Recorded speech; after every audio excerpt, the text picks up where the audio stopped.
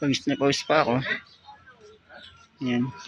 Bali, hindi ko kinuha yung yung ginamit ko pang hakot.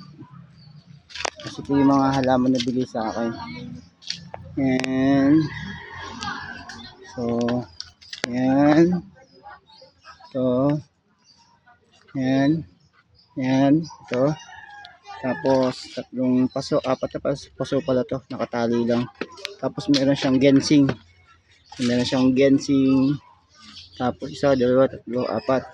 Ayan. Yan yung mga halaman ko. Ayan. Kasi namigay pa nga tayo eh. Ayan. Kasi, ayan, galing sa ibaba. Yung mga halaman. Ayan.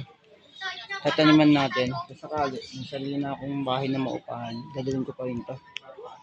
Kasi gusto ko din may sarili tayong tanim na halaman. Ayan. Please, binibidyo natin. Siyempre, dumating sa issue. Nagkaroon pa tayong issue. Bali, hindi yun. Ay, putang ina naman. Pakahirap na ako din eh. Galing to kay Aling Bekbek. Ano?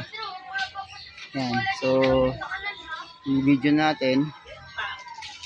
Ayan. Laking bagay din kasi yung mayroon kang halaman. Mayroon ko bang ano ba yung pang ice na pang ice stress. Mayroon kang inalagaan, mayroon kang kinakausap. Kulang lang to sa dilig. Medyo na eh. Mauulan din to, mabubuhay din to. Lagyan ko pa nga siya ng pataba o dumi ng baka. So, maganda yung lupa niya. Yan, makikita mo naman. Mapula-pula, maitim, mataba. So, laking bagay din kasi yung may halaman ka sa labas ng bahay. Yun nga sana yung gusto ko. Yan, manguha lang ako ng lupa, tapos kuha lang ako sinunog na ipa, tapos dumi ng baka. Lagyan mo lang na konting yung dumi ng baka. Yan. Tapos si lupa, tapos yung sinunog na ipa, i-mix mo siya, dagdagan pa siya ng another fertilizer. So pwede nang pagkakitaan 'yon. Yan. Meron yung tamang timbang para yan, may mga percentage yun. Percentage ng ilang soil, ilang yung mga yun para basta natapos may isang sako, may tamang timbang yun para may benta mo siya. Yun, dagdag hanap buhay na rin. Nagkataon lang siguro wala tayong yung kasing bahay ni Mang Nestor yung tapat na nun. Maganda kasing upahan lang kasi una may bakanting lote para magtanim ka ng lettuce. Tsaka isa din sa gusto ko yung magtanim ng bonggabilya, may iba't ibang kulay. Kaso hindi naging akin yun kasi meron na uupang tatambakan ng mga gulong. So yun sana yung magandang opportunity na magagawa ko. Kasi nangangalakal tayo. So, hindi tayo pinalid doon. And then, meron pa naman doon sa Ilaya. Yun, inupahan na yung magja-junk shop. Nang maggugupit ng buhok, 1.9 yun. So, hindi tayo siniswerte. So, malamang, doon sa tayo sa pwesto na kung saan i-imbalsa mo yung tao. Pero okay na yun, ang ganda highway. So, yun nga lang, capital din. Hirap kasi 2 months advance, so mag-deposit, magkano yung upa. So, yun. Pero kung papalaan tayo, kahit naman tayo palpak din na tao, hindi naman tayo, siguro hindi naman ako yung talagang masamang tao. Pagpagay na, pero gusto ko naman talagang kumita o gumawa ng paraan na sabihin hanap buhay, yung hindi ka nanloloko.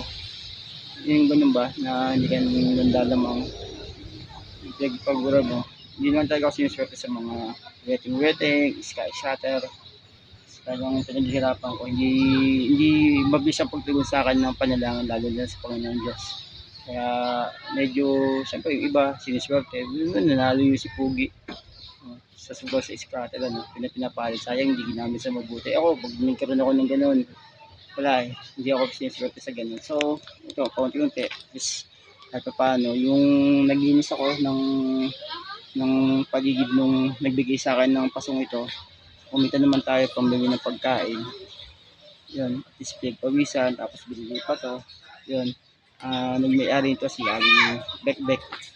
Bekbek yung tawagin sa ibaba kung saan kami dati nanirahan. So, malaking bagay din. Ano, magkano yung pasong ito, mahal din kaya ito. Tapos yung tanim pa, lalo na yung lupa.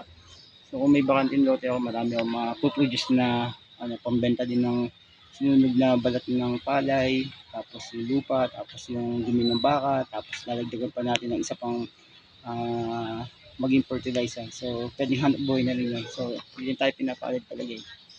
Hindi tayo pinapalad. Wala tayong taong pwede natin hingan ng kapital o pang renta ng bahay. Medyo mabigat-bigat niya sa kalooban ko. Hindi tayo siniswerte sa buhay. Kung hindi mo tayo swertein, ay yung ganun lang. Laban lang, makaraos lang tayo sa buhay. So, yung magko-comment sa video to, yung masamang comment o mabuti, wala namang pinagkaiba yun. Pabor yun sa may-ari ng channel. Kahit magmura ka na, magsabi ka ng ano, kahit anong salita, accept ko yun. Kasi yung masamang comment tsaka mabuti, pabor naman yun sa may-ari ng channel. And that's it. Subscribe na.